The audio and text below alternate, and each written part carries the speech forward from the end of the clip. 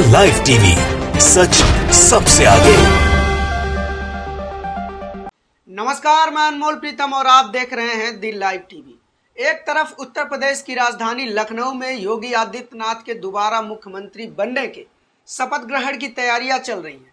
12 राज्यों के मुख्यमंत्री समेत देश के प्रधानमंत्री, देश के गृह मंत्री और देश के रक्षा मंत्री समेत देश के तमाम बड़े उद्योगपति इस शपथ ग्रहण समारोह में शामिल होने आ रहे हैं।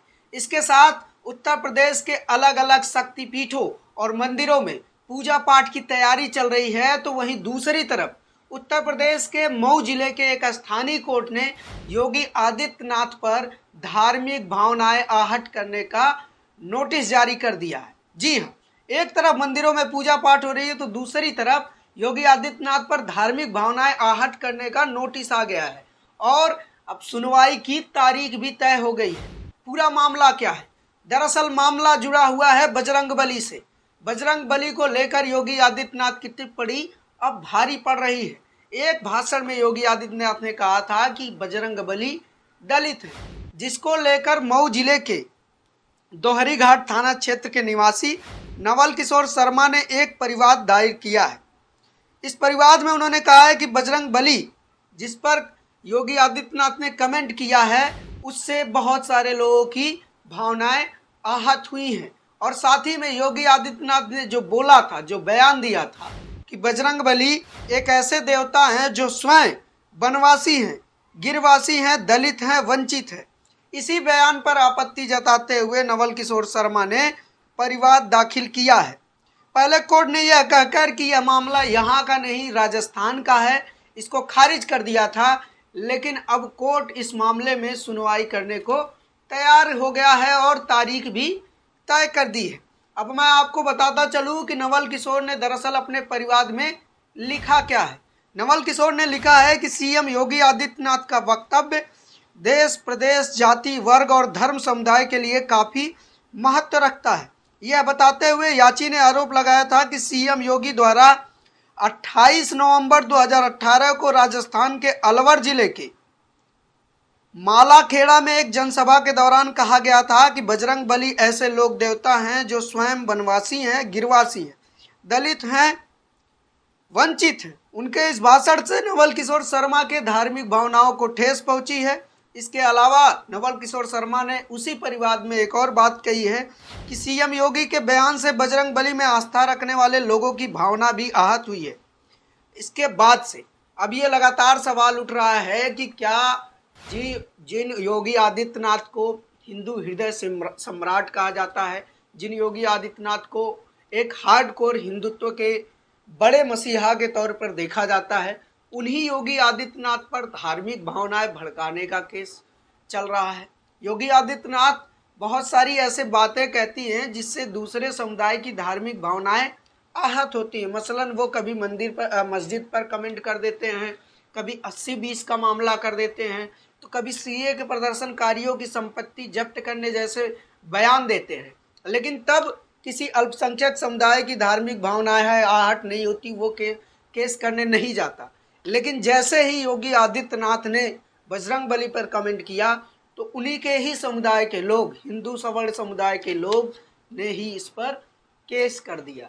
यानी कि जिस मुद्दे की योगी आदित्यनाथ राजनीति कर रहे हैं उस मुद्दे पर भी उनको फूंक फूंक कर बोलना पड़ेगा। वो वही बातें बोल सकते हैं जो बातें जनता को पसंद आ रही है या हार्डकोर हिंदुत्व को पसंद करने वाले लोगों को जो पसंद आ रही हैं। ऐसा नहीं है कि योगी आदित्यनाथ इस एजेंडे में और इस मुद्दे में कोई परिवर्तन करना चाहें या कोई प्रगतिशील बयान दे दे तो फिर उनके खिलाफ लोग नहीं भड़केंगे।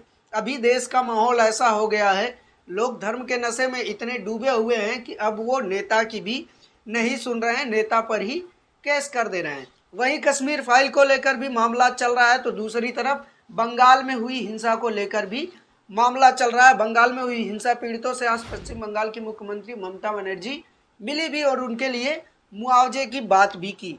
लेकिन इस बीच तमाम बड़ी खबरों के बीच मैं आपको बताता चलूं कि उत्तर प्रदेश में ऐसा बहुत सालों बाद हो रहा है कि कोई व्यक्ति दोबारा उत्तर प्रदेश की मुख्यमंत्री बन रहा है। लगातार दोबारा कोई मुख्यमंत्री बन रहा है, इसलिए बीजेपी तैयारियां बहुत जोरों शोरों से कर रही है और करीब 60 से 70 हजार लोगों को लखनऊ के एकाना स्टेडियम में लाने की तैयारी है। पूरे लखनऊ को सजाया जा रहा है और इसके जरिए 2024 का रोड मैप सेट किया जा रहा है। ऐसा कहा जा रहा था कि उत्तर प्रदेश का विधानसभा चुनाव 2024 का सेमीफाइनल है, यानी कि जो 2022 जीत गया वो 2024 भी जीत जाएगा। लेकिन 2022 में बीजेपी की जीत हो गई है। ये कहा जा रहा था कि अगर समाजवादी पार्टी जीतती है तो बीजेपी का विजय रथ 2024 में रोकना आसान होगा। लेकिन अब चूंकि बीजेपी की सरकार बन गई है, इसलिए विपक्ष के लिए अब थोड़ी सी मुश्किल होगी और लड़ाई लंबी चलने वाली है। और बीजेपी की पूरी तैयारियां भी 2024 को ध्यान में रखकर हो रही हो, चाहे वो द कश्मीर फाइल फिल्म के जरिए हो या फिर गुजरात में मोदी के बयान हो। तमाम चीज़ें ऐसी हैं जो कड़ी पे कड़ी जोड़ रही हैं और लगातार इस तरह के मामले सामने आ रहे हैं, जिससे ये लग रहा है कि कहीं ना कहीं बीजेपी एक कदम आगे चल रही है, विपक्ष उससे काफ़ी पीछे चल रहा है। द कश्मीर फाइल फिल्म को लेकर पूरे देश में जैसे एक आस्था का मुद्दा बना दिया गया और उसके नाम पर पूरे देश में जिस तरह से हुड़दंग मचाया जा रहा है, जो आग नफरत की सिनेमा घरों में थी वो निकलकर गांव के चौपाल तक पहुंच गई है। उसके बाद से ये सवाल उठने लगा है कि क्या कश्मीर अब नया अयोध्या है। जिस तरह से 30 सालों तक बीजेपी ने अयोध्या के नाम पर राजनीति की, क्या आगे की राजनीति बीजेपी कश्मीर के नाम पर करने वाली है या कश्मीर एक नया राम मंदिर है? इस तरह के सवाल लगातार उठ रहे हैं। और जिस तरह से एक फिल्म के जरिए हो या फिर लिंचिंग की जितनी घटनाएं हमारे सामने आई हैं, उसके बाद से ये भी सवाल उठने लगा है कि आरएसएस क्या अपने एजेंडे के साथ बहुत तेज़ी से बढ़ रहा है और उसके मुकाबले में विपक्ष कमज़ोर पड़ता जा रहा है। जैसे कि राजस्थान का कल का मामला हम देखें, एक बैंक मैनेजर को द कश्मीर फाइल पर कमेंट करने की वजह से उसको मंदिर में बुलाया गया, उससे नाक रगड़वाई गई। राजस्थान में सरकार कांग्रेस की है, लेकिन अगर आप इस घटना का विश्लेषण करेंगे और गंभीरता से सोचेंगे तो आप पाएंगे कि वहाँ पर भी वैचारिक जीत आरएसएस की ही हो रही है, बीजेपी की ही हो रही है। क्योंकि इस तरह के विचार जो हैं वो बीजेपी समर्थित राज्यों से आते हैं तो नॉर्मल लगता है, एक्सपेक्टेड लगता है। लेकिन गैर बीजेपी शासित राज्यों में से इस तरह की खबरें आती हैं तो लगता है कि भले ही सरकार कांग्रेस की हो, लेकिन वैचारिक लड़ाई बीजेपी जीत रही है। और अगर वैचारिक लड़ाई बीजेपी जीत गई तो अगले जो चुनाव होगा वहाँ से राजस्थान में उसकी सरकार बनाना बहुत ही आसान होगा। ये तमाम खबरें हैं, ये तमाम बड़ी बातें हैं, देश दुनिया की तमाम बड़ी खबरें और तमाम विश्लेषण हम आपके सामने लाते रहेंगे। तब तक आप देखते रहिए द लाइव टीवी। शुक्रिया।